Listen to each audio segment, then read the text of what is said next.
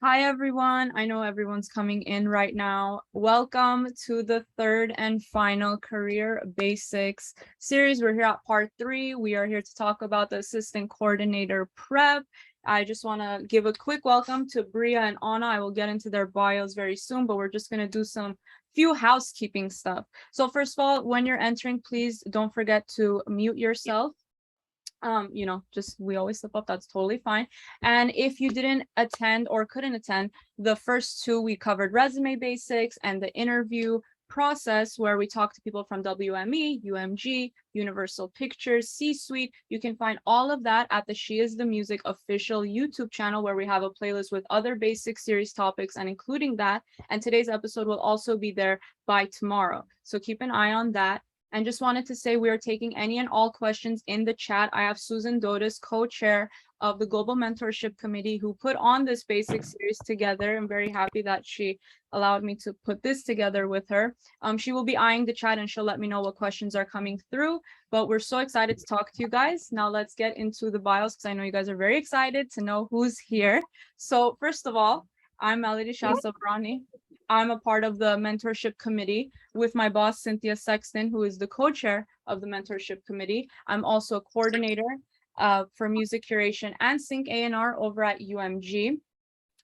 But my start did not go from there. It's just like anyone else's in the music industry. That's a good note to have. Nothing is linear here. So I studied at USC. I graduated in 2020, and I did public relations with music industry, but my journey started with journalism, then public relations, then music industry. So I did sports and entertainment, with the team, the Clippers and the Lakers. They're up and coming. You'll hear about them soon. And then my music started off with Taylor Swift's publicist giving me my first start after high school. And it just went on from there. But I decided to be on the other side in public relations. So did that at Warner Brothers Television, Bravo and Oxygen, NBC, and then a boutique firm. Then I jumped over finally to the music industry, where that was my lifelong dream, over at Amazon Studios, music department, and then started at UMG the following year, where ironically it's the department I'm with now.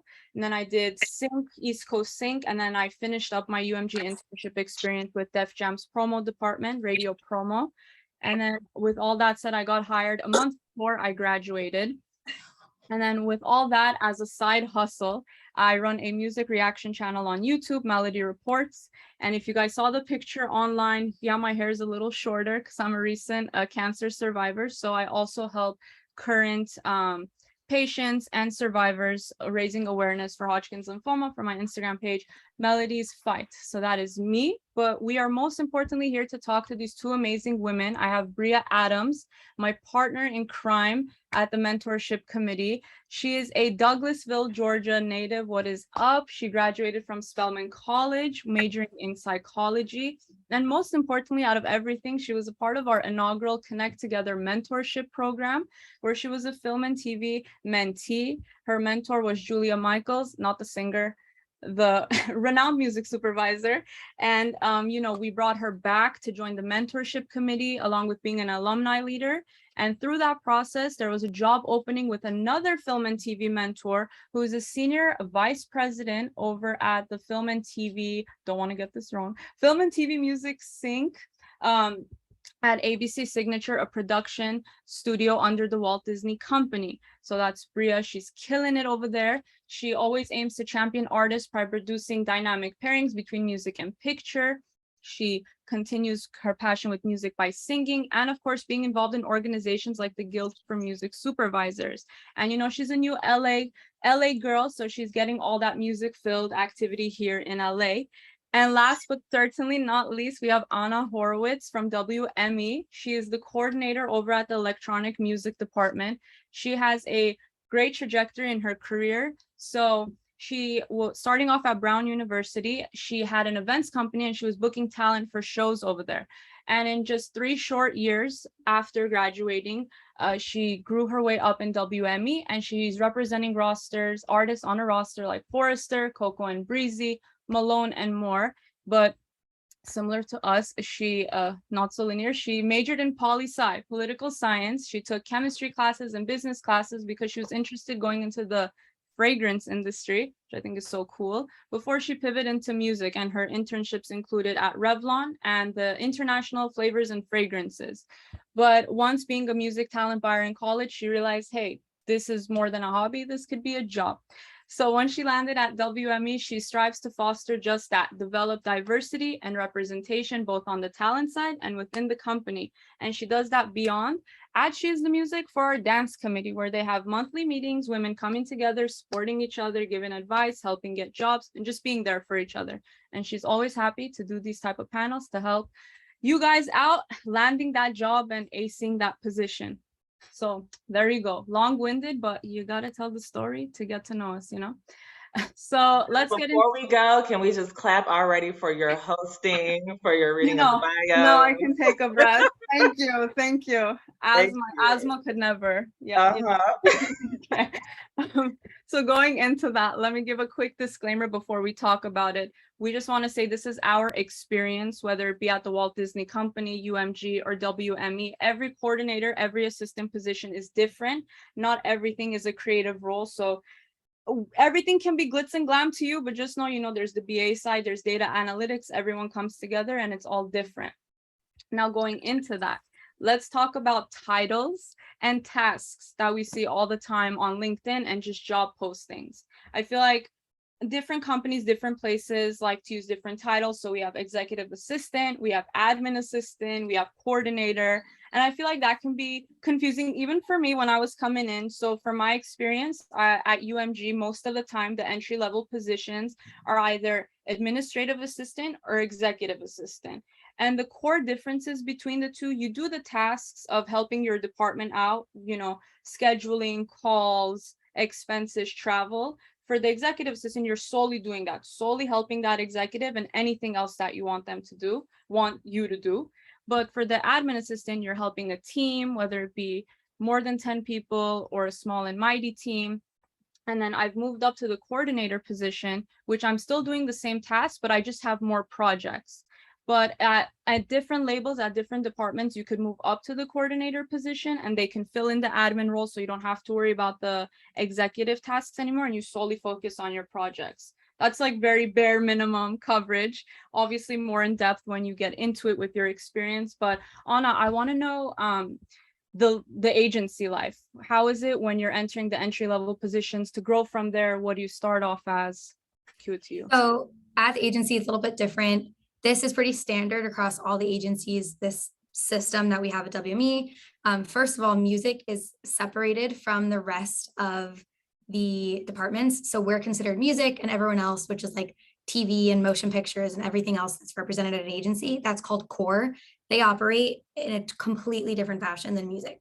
When you come into WME specifically, you start in the mailroom, which is basically getting ticket counts for shows across our company, shows across the world, and tracking how the shows are doing. And that's basically a way for you to get to know all of our clients that we represent, all the different regions that we work in, and start getting familiar with the venues that we're booking our clients in.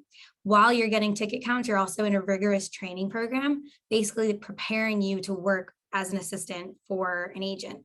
So you learn our internal systems. When we get an offer from one company, you have to enter it into our system, so it becomes basically our translated version, because an offer from Live Nation probably won't be the same template that an offer from AEG is.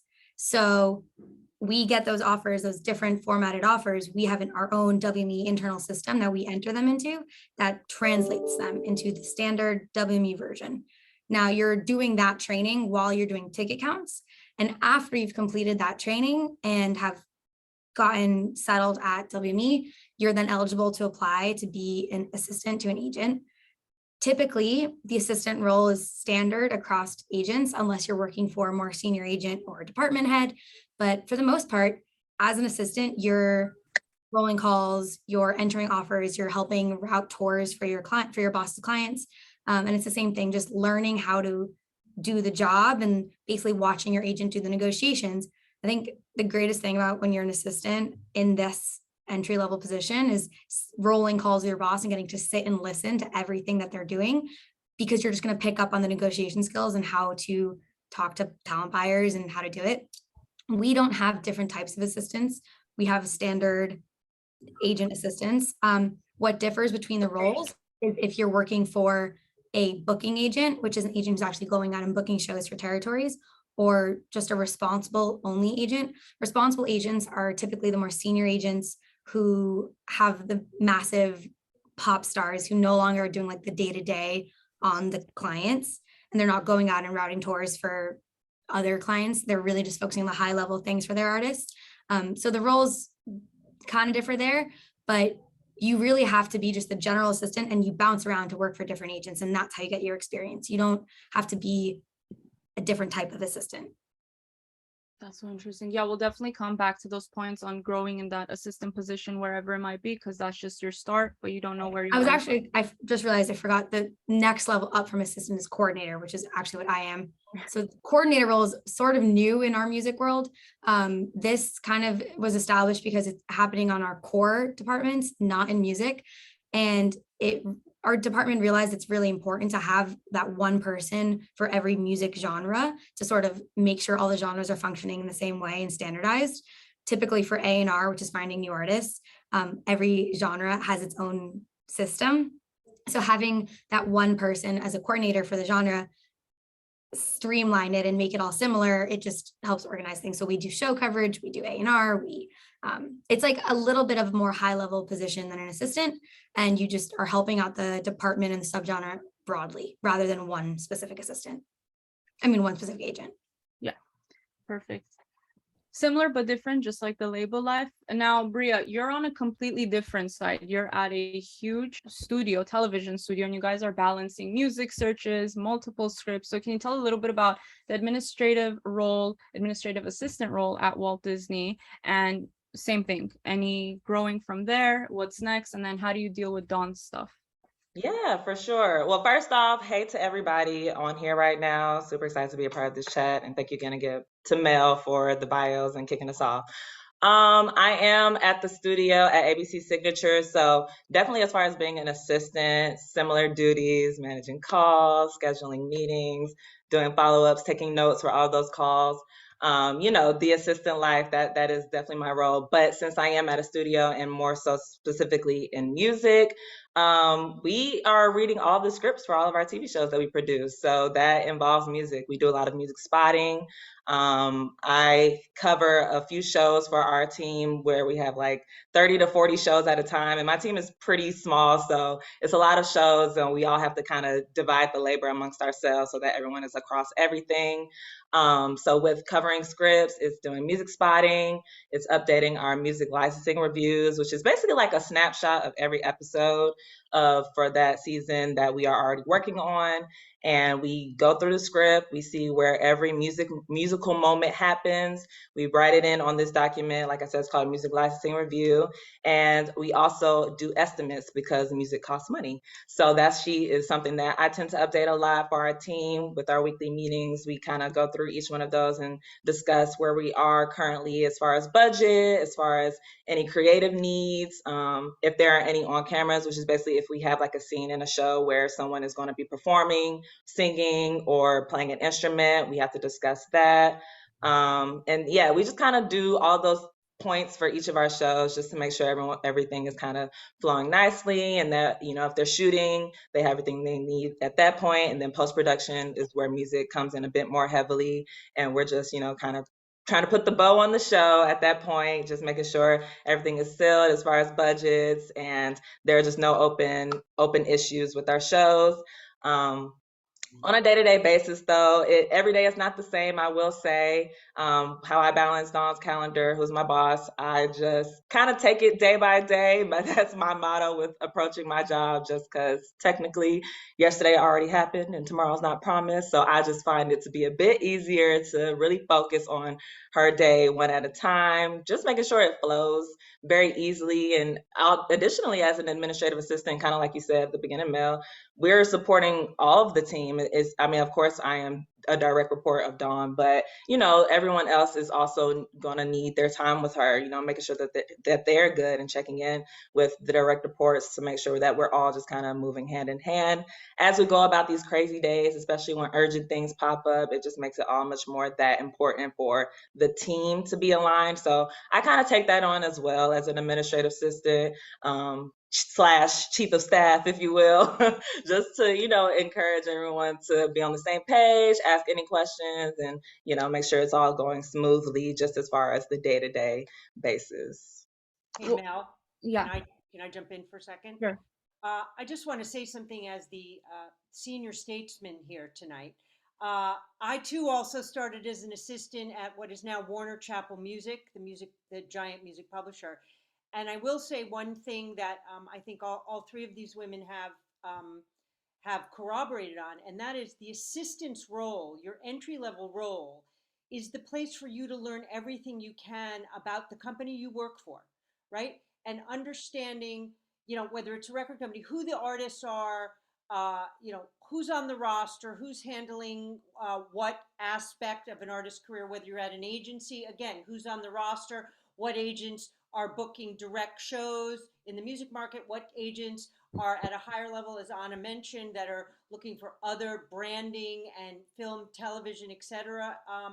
Opportunities. Certainly in Bria's case, what shows does Disney, ABC actually have? You might want to watch a few of them. So you begin to understand what kind of music that people like Dawn and others are going to be looking for in these particular TV shows. So it's really your role, aside from your daily job, to get to know what your company does, all aspects of your company. So Yes. that, as Bria mentioned, anytime somebody else on the team needs help, you have a pretty good idea of what it is they do and what kind of help they might need. Mm-hmm. Perfect. No, definitely. And I also wanted to go back and highlight what Anna said about being on the calls and kind of having that perspective, you know, as an assistant. It really is extremely helpful. I mean, you know, I'm sitting there and I'm taking notes and making sure we do our follow-up tasks from these calls, but it gives you a different kind of look into how this business is happening, how it's operating, how, you know, what your boss is, because what your boss is concerned about is what you're concerned about. You know, if their fire is your fire. So it's also important to think of the administrative assistant role as being your boss's partner or your team's partner, or however many execs you're supporting. But I also kind of assume that, you know, mentality when approaching every day and assisting in that way. Perfect. I mean, these are great segues. A few points Bria made and Anna made. We will be coming back to those in different categories. But what Anna said and what Bria said, it's balancing, organization, super key. I feel like if we had 3 keys to give you guys, that would be number 1, definitely. And we always get the question, what does our day-to-day look like? And it's like, okay, we have, you know, these tasks that we always know that we got to get done weekly or daily, and then boom, things are thrown at us left and right that we got to get done today, and we kind of got to reorganize everything on what's the most important. So I want to cue it off to you, Bria. As you said, balancing everything, and especially Dawn, and with a small and mighty team, can you share any of your best tips on how you balance each day, each week in that role? Yeah, for sure. I mean, I will say before, you know, getting this position, I already kind of have a type A personality. I'm kind of big on organization, being detail oriented. If a marker is off the place in my apartment, that marker is going right where it belongs. But being in this position, it challenged that, you know, it required me to just step up in those skill sets and to really apply myself as far as time management, as far as, you know, prioritizing what needs to be prioritized. It's a host of ways to that, or qualities rather, that you kind of have to adapt when you're an assistant. So for me, I just keep a separate Google Doc open all times of the day for me, myself, and I. And it lists a whole bunch of things. It's calls we have to return, emails we need to follow up on.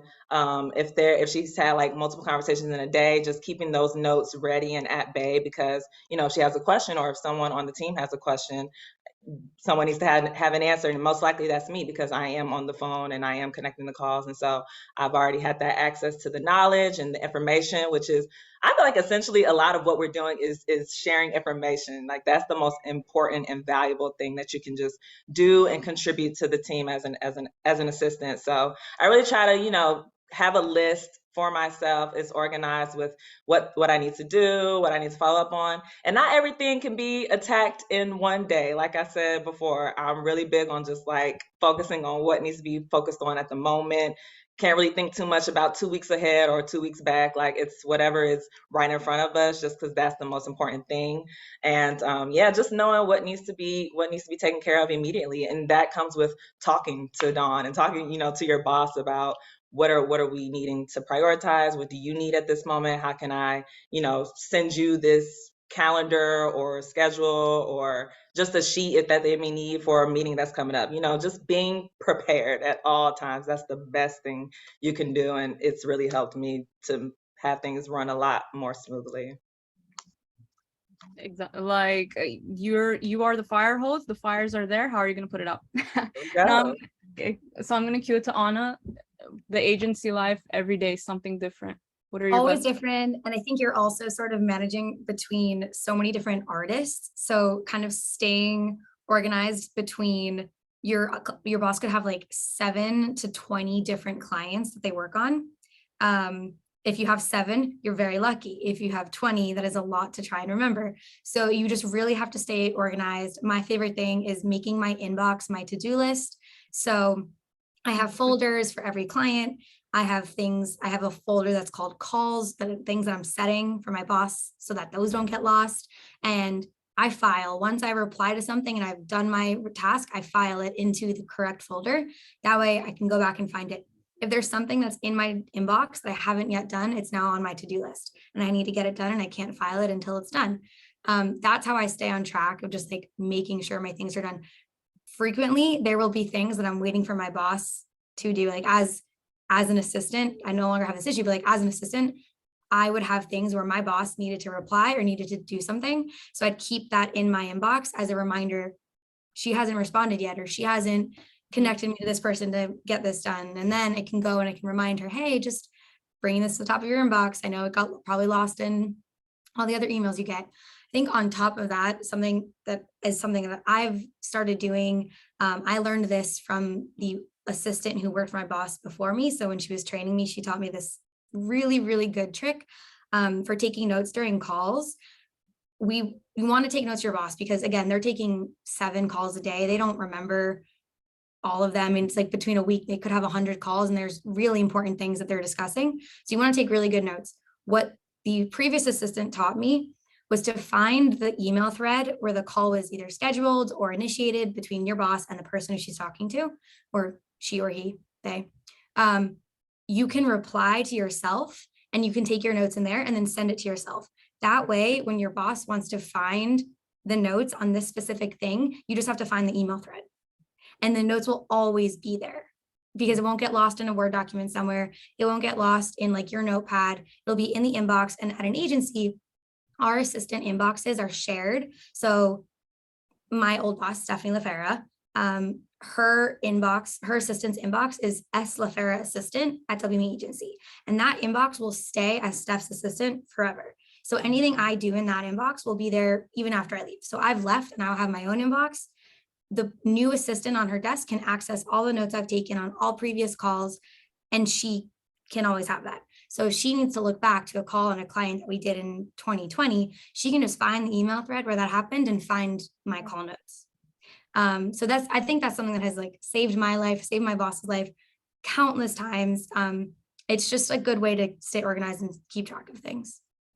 I might be stealing that, so yeah, if you don't mind. I mean, you really bring up the point of Google Suite, Excel, PowerPoint, all those.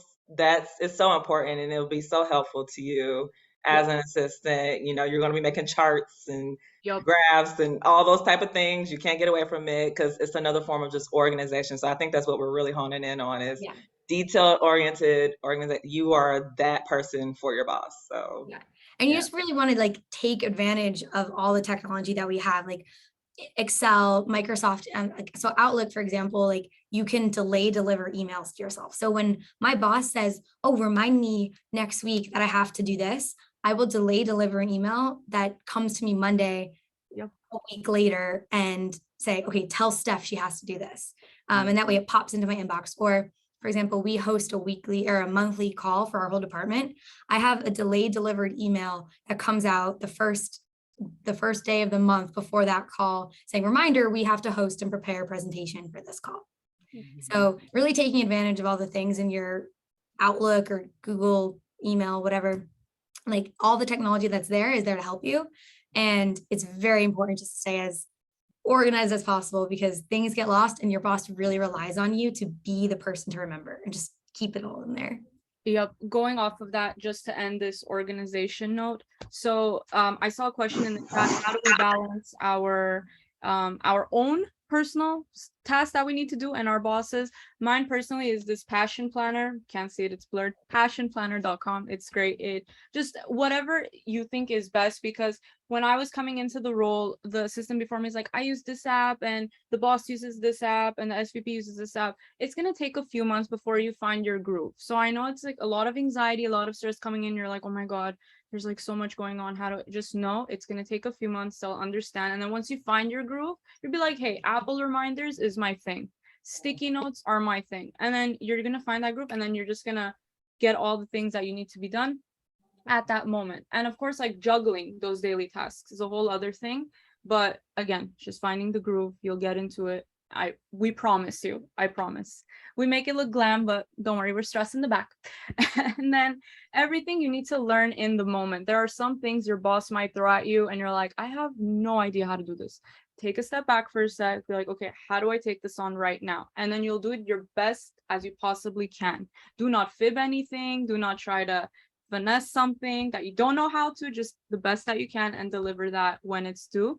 And then just ending it off of just some tasks that you guys are going to get used to. Some bosses, again, are very different on how they want things organized. Like at Def Jam promo, every morning, the binders had to be a certain way, delivered a certain way, presented in a certain way. And then sometimes you're the IT person in the department, like I am. Before they go to IT, I'm running tech. You could be grabbing lunches, coffee, and then the creative could be thrown at you. Hey, can you make an artwork for this? Can you quickly build a deck for this meeting? So always just be prepared for that. But all the tools are there, and Canva, Photoshop, all that. You'll never know what skills you'll take on. But I digress on organizing. We got that. Now going into back to our honest. Melody, hold on one second. I want you to go back to something that you said that's so key. Talk about the importance of asking when you do not know how to do something or you are not sure what the instruction was. Yes. And sort of this the two approaches. Some people think, oh, I don't want to ask because I don't want anyone to think I don't know what I'm doing. So then you sort of charge ahead with it. Why that's probably not the best way. And any approaches any of you have for actually asking or finding out how to do certain tasks that are specific to a particular company or to a particular executive. Adding to that, Susan, you came at a perfect time because our next topic was communication and work style. And that was my question to you guys, because once we clock in, we are going back to what Anna said and combining with Susan, because we're hitting all those points right now. Once we clock in, you guys, we're a different person. I feel like we are in like the Hannah Montana mentality, that the way we talk, the way we do our work is different, how we text our friends, how we email certain stuff, how we even do things for ourselves. So going off of what Susan said, getting things done, getting it done in a certain way and asking when we don't know, what are some of your best points new assistants should remember going into that communication and work style for a new department, a new boss? Anna. Yeah. I can go ahead on that. So I think for everyone's different. Everyone's communication style is different. I mean, specifically my boss, she used to WhatsApp me all the time. Even on weekends, I'd get WhatsApps, not necessarily that I'd need to answer right away. She sometimes would say like on a Saturday for Monday, but it's at the top of my head. So I'm just sending it to you now. She wouldn't put it in an email. She'd put it on WhatsApp. So then I figured out my system of my inbox is my to-do list. So I would take her message, I'd copy it, and then I would email it to myself. That way, Monday morning, it's in my inbox and I'll handle it Monday morning. If there's anything you don't know how to do or you're confused on something, I cannot emphasize enough, just ask. There have been so many times, unfortunately, that I have seen people lie to try and cover something up, but you get caught no matter what. Like, you will be caught. And sometimes it's way more obvious than you think. Even something as simple as forwarding an email and deleting the time of the original email. I've seen that so many times. People notice it. People know you're trying to hide something. If you are sending an email that was supposed to be sent the day before, you got late on something, own up to it, admit it, it's fine, it's done. Don't delete that timestamp or don't change it. I've even had someone change the time. Don't do that, because someone will know, and it's not good. And sometimes, if it's going to a manager or some high level external person, they're going to get upset. And then it's not you who really feels the repercussions, it's your boss, who then might lose a client. And you don't want to be the reason your boss loses a client. So I think the biggest thing I can say, and I've learned this now with 3 different bosses, don't ever lie. And if you need help, just ask.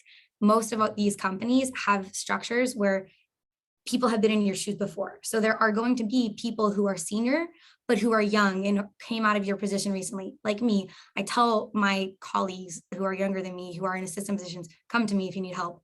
I was just an assistant. I'm here to help. I don't have to take a million calls today. Sure, I can sit with you for 20 minutes and go over the system.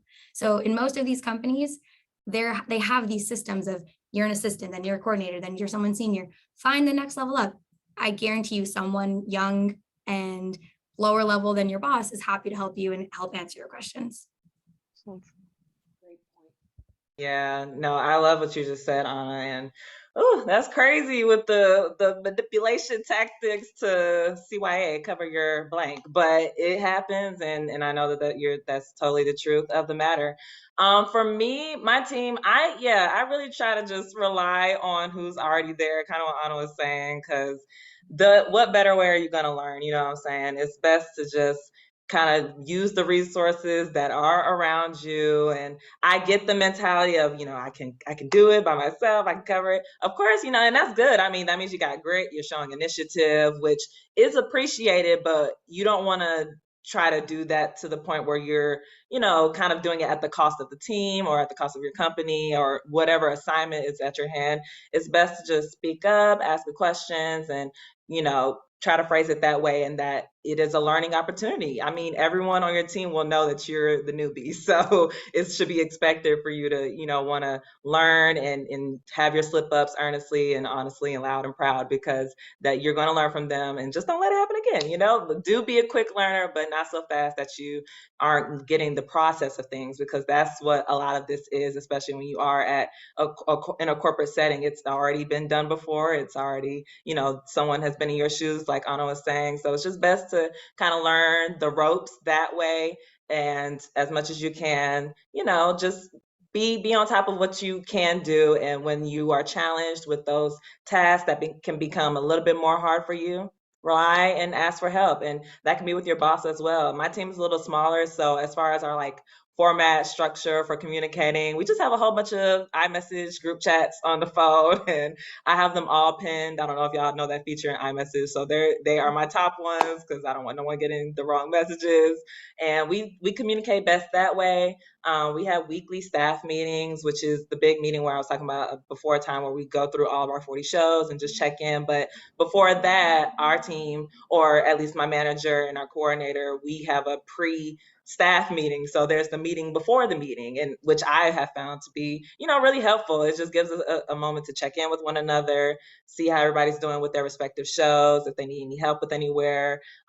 We can go ahead and formulate our questions for Dawn when that bigger meeting comes, so that meeting is running a bit more smoothly, and you're just kind of prepped for everyone's time, because you don't want to waste anyone's time. So I found, having conversations beforehand, admitting, how you're feeling if a task is becoming difficult, and just communicating in that way is super effective. So that's been pretty helpful for me.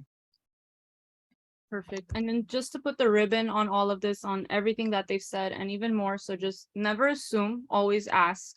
And if you don't ask, you don't get. If there's something that you need just to complete this, just ask your boss. You never know. And that boss is like, oh my God, yeah, I totally forgot. Of course you need this to finish that task that I gave you. And just going back to communication style, how we know how we text people, how we even email people, we have our own way. Just one thing I'm going to say is this: never take anything personal on how some people email you or how some people message you. Some people like using a lot of exclamation points. Some people like doing caps, and sometimes they don't know it's in caps. So just never take anything personal. That's just, you just got to adapt to how each person does it. Sometimes it's like, you got to put the message together kind of like a code. They're like, oh, they missed this word. Oh, that's what they meant. You finish each other's sentences. Once you're an assistant, you just know how your boss's brain works. And then even with work style, I also have a small and mighty team. So each person has a different format, different work style. So that's just another thing. Every day you have the same puzzle pieces, but what is that picture for them? You just got to rearrange it on how they like to see it, how they want it. And that's all you got to do. And then you just go back like a chameleon on how you were working. So it's just that. Just got to change your colors each time. So we are at the end. My closing question to you ladies are this: everyone's on the job hunt right now. We're going on LinkedIn, we're seeing so-and-so getting the assistant job here, landing it there. And what are some best tips that we haven't covered yet, or just some stuff we wish we knew beforehand, that, hey, you're in that role, this is how you take it on, and just go from there. So BRIA, I'll start off with you. Give us that inspo. Oh man, I mean, there's so much that you can do. And honestly, it's so helpful to be mindful of what age we are in, y'all, just as far as like the resources, the digital stuff that we can tap into, connecting with people on LinkedIn. Like, I feel like it's so important to take advantage of that. And I know that's what I did because, I went to Spelman, and my last senior year was in the pandemic, and it's the year of what are you going to do next? What's up? I don't know. And so being in that position, I remember it so vividly and just being so unsure. And so to come across a program like She's the Music, it really just shifted the tides for me, just having an actual program where I could learn, where I could be paired with someone in the industry who could teach me the realities of music supervision. And it was all virtual. It was all digital. We had not met in physical person, but I was able to learn so much. And I did a couple other programs with different organizations that summer, and I was able to get a job from it. So I feel like it's super important to just tap in with everything, do your research, go on Google, type whatever you would like to do, find the people who are doing what you want to do. I mean, send them a tweet, go on LinkedIn, reach out. Some people, and I'm not saying everyone will respond, but just that effort, it goes such a long way of just communicating and identifying what it is that you're trying to do in this industry. Because although, me, Mel, and Anna are at entry-level positions, we have goals and beyond this, and of course, aren't trying to live the assistant life forever. So I think it's so important to have that in your back pocket and just know how to speak up for what actually interests you and what you want to pursue beyond that first initial role. But you do got to get the first role, because that's what we're talking about. So I would just say, tap into anything and everything on the internet. And also building relationships. I mean, that's what you're going to hear regardless, when you get into entertainment, is that it's a relationship business. And it's true. I mean, I feel like the first key is like being your authentic self, so that those that you will bond with can gravitate towards you, and the right opportunities and community will come as you kind of find yourself and build your budding career. Connecting with not just SVPs, VPs, EVPs, but the people in this room right now. Y'all should, exchange information on Instagram, talking with other people who are interested in entertainment, or however you may find those people. But it's important to like stay in touch, follow up, speak with other people that share your interests, because what's going to happen is 5 to 10 years from now, y'all are going to be in the same room. So might as well start building those relationships now, and before the business negotiations happen. So I would say those are my top 2 things. Definitely find some programs and network across, not just up. Perfect. Going off of that, sometimes you're not going to start in my tips are sometimes you're not going to start in the position you're like, damn, I really wanted to be in that department, but right now this is the position that's come to me. Take it. If that's going to get your foot in the door, absolutely take it. And then you never know, maybe that department, hey, you're in X department and they're working alongside that department that you were always interested in, and then you're going to be working hand in hand, and maybe you'll discover, hey, maybe that's not actually what I wanted to do, and actually I want to do this, and I never knew I wanted to do that until this position. because the assistant role really is gonna like, there's gonna be different paths in your way. You'll like touch little things here and there, dip your toes here, and you'll figure it out. If you can't get an internship and entry level is your first time, trust me, you'll figure it out. And going off of informationals are key. Listen, I'm not a rich kid, just because I went to USC. I'm not a nepo baby. Wish we were, but not. And then but all of the positions that I've gotten or the moments are just taking informationals. Worst case scenario, they say no, just reach out, try to connect with them in some way. Hey, they're an alum from your school, or hey, you're interested in this position because of XYZ. You build a relationship from there, circle back with them, be like, hey, happy holidays, I'm looking into this and that. You never know what that opportunity might give you. And the last thing, don't jump too quickly after you get your role. Unless for some reason you're like, dude, I can't take this position anymore for a personal reason, all good. We totally understand that. But if it's just because like, oh, I'm bored, I just want to go do this, don't jump too quickly. Stay in a position for a good minute so they know that you grew there, you made your mark there, and then you can go to the next role, and your boss will help you. There are a lot of bosses out there that are here to give you that stepping stone to be like, hey, I got you, we're going to climb together. So yeah, and then taking initiative. But I'm gonna pass it to Anna to close it all up. Give us that, agency points, those inspo Agency points. points. I mean, so I was things I wish I knew when I was applying. So I studied chemistry and I was fully going into the fragrance industry before I actually graduated. I didn't know I could work in music. So that was something that I wish I did know. And Brown didn't have like a music business program. And in my role at this radio station, I thought that the only job I could do was either being the actual promoter, like the person who buys talent at the venue in Providence, Rhode Island. And I did not want to stay in Providence, Rhode Island, or work for a label, which I applied to a label to intern for one summer and I didn't get it. So I was kind of like, oh, okay, guess I'm not meant to work in music. I didn't realize there were other jobs. I didn't know WME had an internship program. I didn't know CAA or UTA had that. My exposure to that came from in my senior year, when I started actually booking the talent for our shows. I realized, oh, this all goes through an agency. I could work at an agency. What does that mean? And CAA had someone, it wasn't even WME, CAA had someone come to Brown and talk about their movie and TV program and how you can enter as an assistant in that department.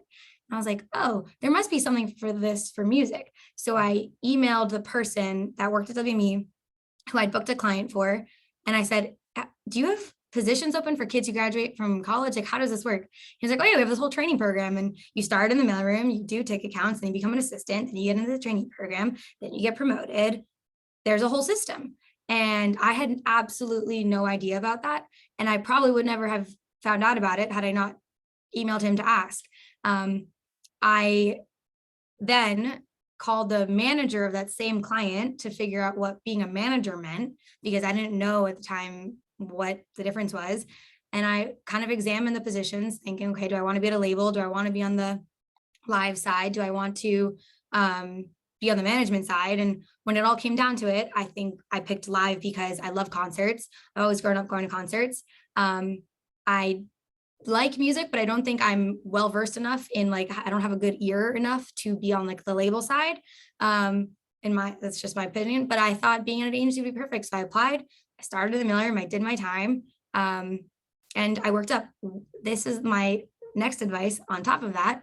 When I started, I made sure that the agent who I had spoken to originally, when I first started booking clients or artists in music when I was in college, I made sure he knew I was at WME, and that I would go into his office with a new artist and I'd say, hey, did you hear this client? Did you hear this new artist? I think we should sign them.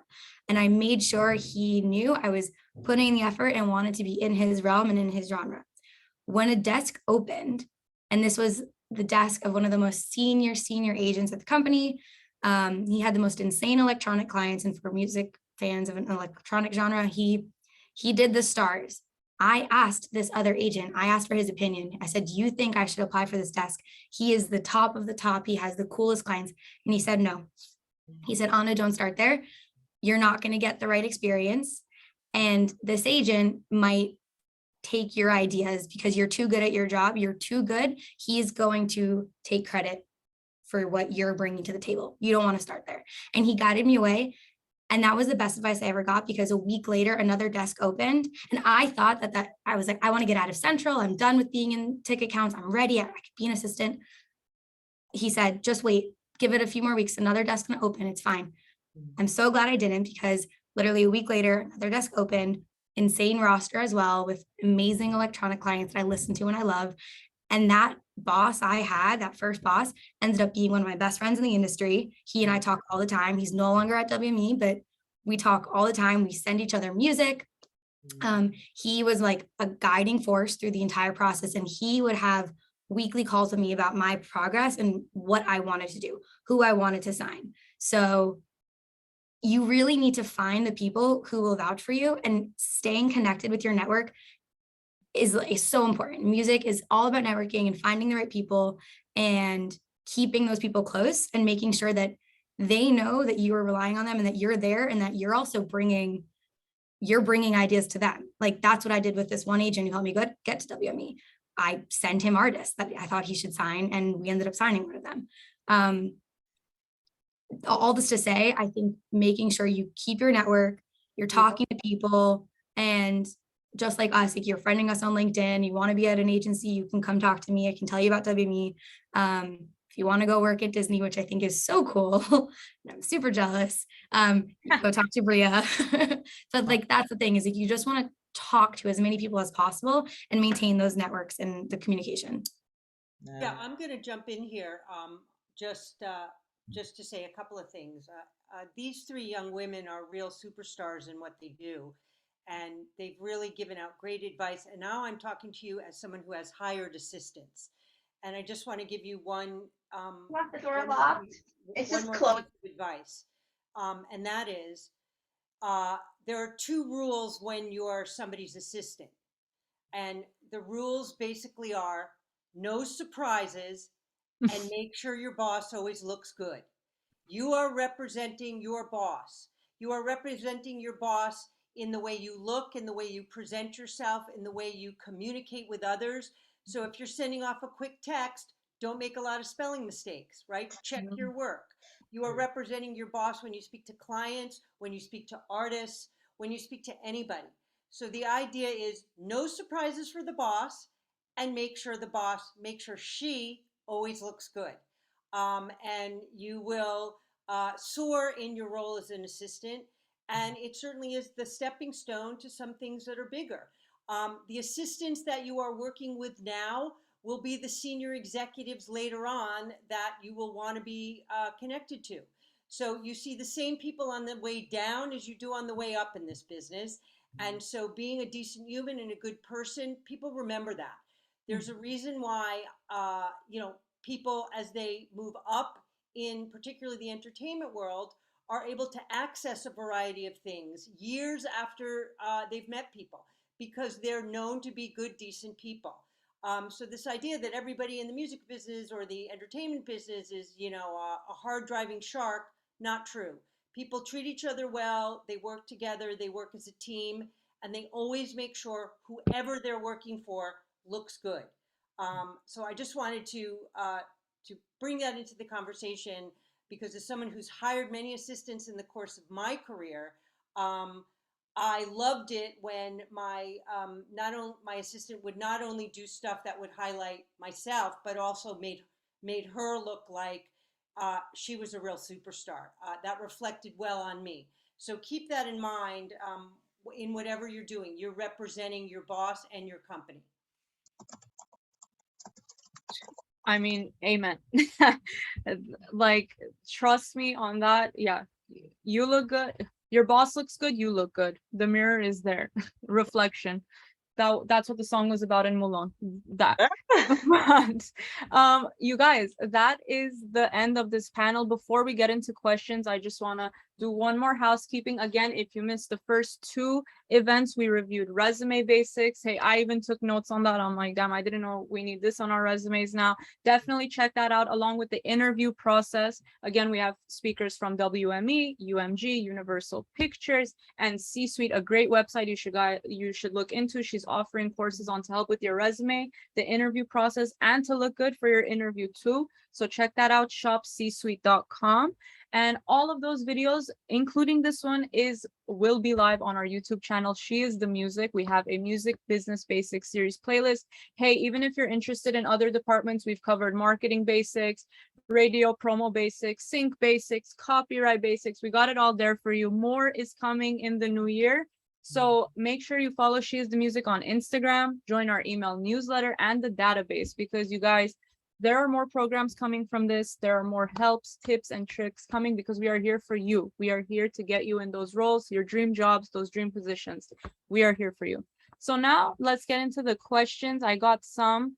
So the first one that I see is they wanted to ask, what are some difficulties of working in these positions, whether it be admin assistant, coordinator, or even growing into anything else? How have we tried to overcome them when difficult tasks have come our way? So BRIA, I'll start with you.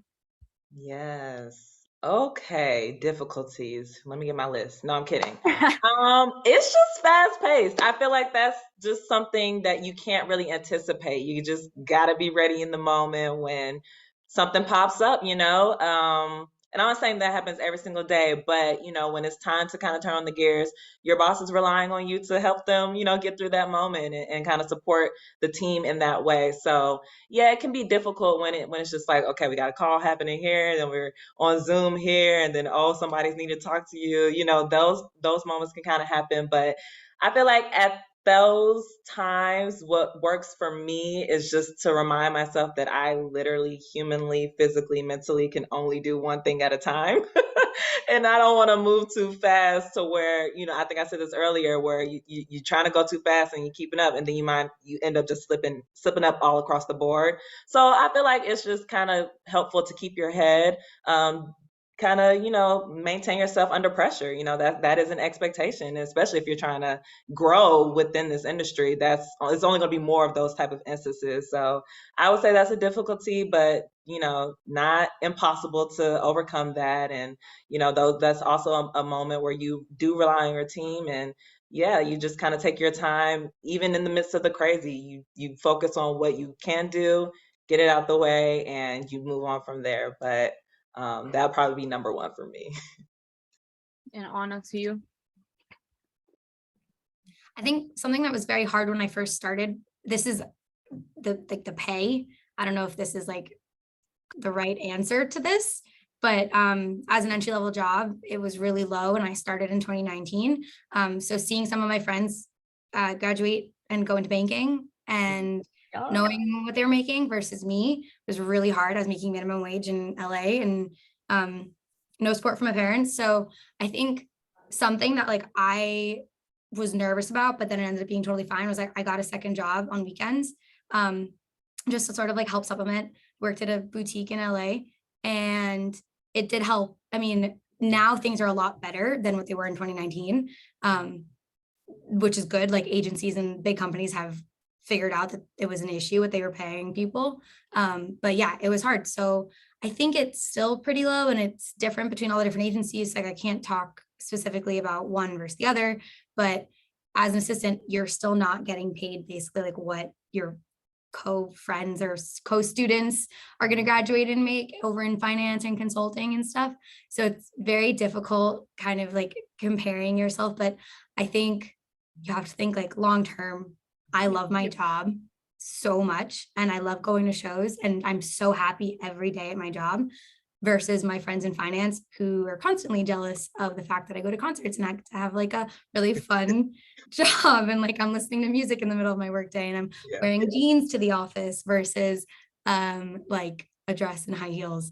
So it comes with the different like balance, pros and cons, but I think everyone struggles, and I think you can have the conversation with HR, and you can have the conversation with like your boss, your direct boss, or like any other senior people. When you need help, you can be open about it. I did it with my boss. We worked out a way that I could have a second job and still work for her. Yeah, so I think if you're struggling, be open about it. That was definitely something that I had an issue with. Yeah, to add to the page, just so no one has like a panic attack for a second. Every company is different, and different sectors are different. But you're not gonna come into a six-figure job. I wish, but it's not that. But every department, every label have different budgets, different everything. So it depends what it is. So, and that's the one thing: admin assistant, executive assistants, and coordinators all get different pay. There is no base pay to set, from my experience, what I've seen. But a big key factor with the pay, also look at what the benefits are being offered at the company. That is also super duper important. Your insurance and the 401k, those stuff. I know it's not talked about a lot, but trust me, you guys, that's one of the difficulties to learn. I'm like, hold up, this comes out of my paycheck, but it'll be worth it in the end, and how much percentage, all that stuff. So, and there are people who like literally work for the company who yes, are meant to they advise are us there on for that you. stuff. Like Yeah. today, wait, I have a perfect example. Guys, I turned 26 and I was bumped off my Insurance. parents' dental insurance, and I had a dentist appointment today. I had no idea that my insurance lapsed. So I had an appointment and I had no insurance today. It was a horrible moment, but it was like a wake up moment where I was like, oh, I need to call my HR and get my insurance back on because I'm now on my own. So there are people who are here to help you. And I called this woman and she was so great. She just laid everything out for me. She was great.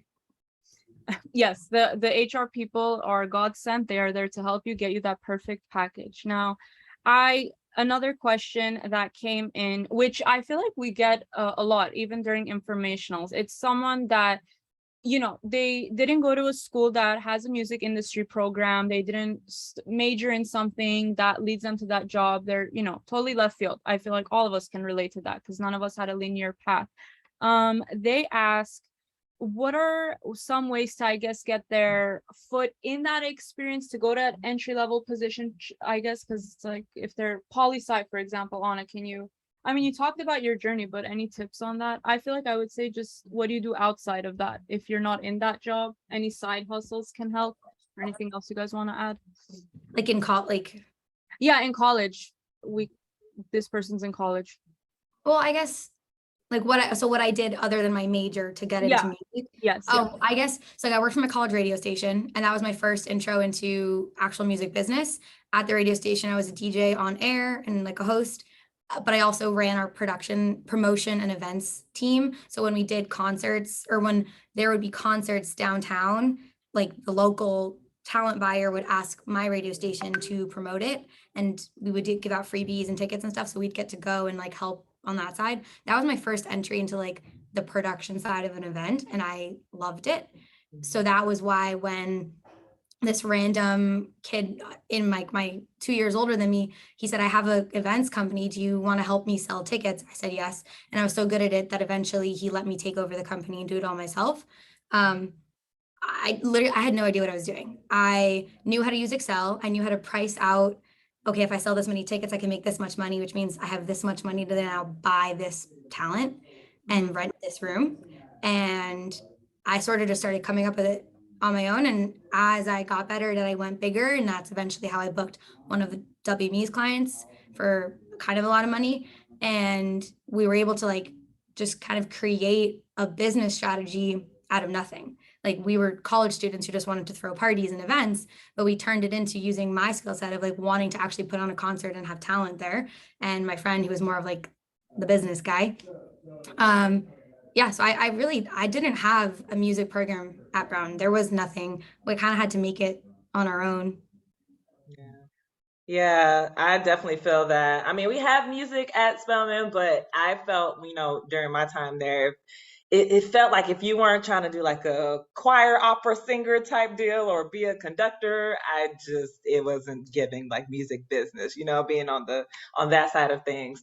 And I'll say to whoever asked that, you don't have to have like a super beefed up resume, to be honest. Like, I feel like as long as you are communicating how detail oriented you are, going back to these buzzwords we said a couple minutes ago, how detail oriented you are, how you have coordinated things, how you have implemented things, like the action behind you know, those skills is super important. And of course, I mean, you can definitely, you know, create opportunities for yourself, like Anna was saying, with creating, you know, the concerts. And for me, I was in Glee Club, so you know, if you are just singing or have an instrument or something, I feel like that's worthy of displaying. But just really talking about the skills, because that's what they are needing you for. Like that's what the role is for. You're here to, you know, input data or do things like that. So I feel like, you know, if you want to portray some of those things that you may have done, whether if it wasn't a super music heavy scene you were in, that could be beneficial as well. But yeah, just get involved. I mean, find things in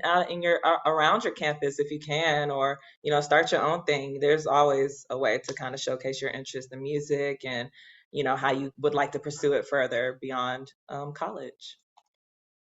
I love that. That's such a perfect way to give this last question. And once we answer this last question, ladies, if you can please just give out the best way for people to contact you, whether it be your LinkedIn or anything you're comfortable with. So for me, you guys can find me on LinkedIn, my full name right here, or on Instagram at Melody Reports. More than happy to connect and answer any questions beyond this, because I know we've hit the hour. And my question to you ladies are, after you say that, one encouragement, one line of encouragement that you would give. Mine would be very cliche, but don't give up. Some days it's gonna be like, damn, I just want that role, or my friends are in that field that I just want to be in, and when is it gonna be my turn? Trust me, it's gonna come. Patience is key. Just patience is key. It's coming. Just connect, informationals, and you'll find your way. On to you, Bria. I'll put my LinkedIn and my Instagram in the chat. Feel free to connect. I would love to talk to everybody separately beyond this. This has been so lovely. Thank you again to Mel and Susan and everyone for being here. One piece of advice, or like just some encouraging words, I guess. Yeah. Oh, I hate to bite off of yours, but in my brain, I keep on saying, keep on keeping on, y'all. You know, it's like, it's so important to have that North Star to guide you towards whatever it is that you want for yourself. Where even if if life just takes you a completely left field of music, have that North Star, really, you know what you want for yourself. No one knows you better than you. And having, you know, that as your framework for navigating this industry, your day-to-day life, it'll make it that much more, you know, smoother. And not to say hard times aren't going to come and difficult days won't happen, but I think it's essential to just kind of know yourself, know what you want, and communicate that thing. So thank you again. I just put my link to my LinkedIn in the chat. Thanks for having me on this. I love talking with all of you, and I'm always happy to talk. So if any of you guys want to, I do this with like girls in my lineage and my sorority all the time. Happy to talk to anyone. I think the same thing, like know what you want, and when the going gets tough, just push through, because there is a light at the end of the tunnel, always. Things like music is such a cool industry to work in, and it's so fun. There are so many different aspects of it. Maybe you start at a job and you really don't like it and you realize it's not for you, and that's fine. There are so many other outlets in this industry. So I personally, I love the live side. If you love concerts and you like the music business side, WME would be great, or CA would be great, you know, getting into any sort of the agency side. The other thing I was going to say, hold on, just left my head. Oh, your peers, this was something that someone told me when I started at WME. The people you start with at the entry-level position as an assistant, everyone sort of like, it's like snow, everyone branches out. Most people who start at an agency don't end up becoming agents, not because they get kicked out, or they not because they're not qualified, because they realize it's not for them. So they go work at management companies, they go work at labels, they go work for event companies. So the people that you're starting with in the same entry-level position, who are your friends now, will literally be your friends for the rest of your career.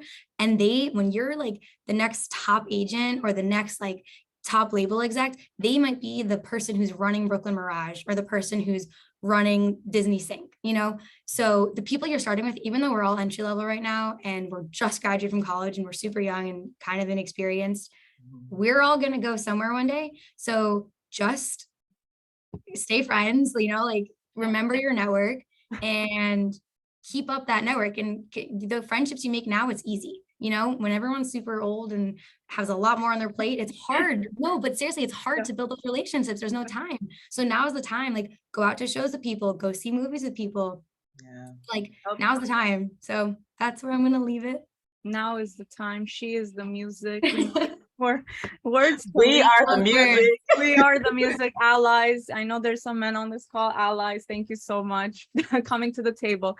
But thank you, everyone. This was so much fun. I hope you guys enjoyed. Again, this is on our She is the Music YouTube playlist. If you have any questions, reach us at LinkedIn, and we'll see you guys very soon. Thank you again for coming, everyone.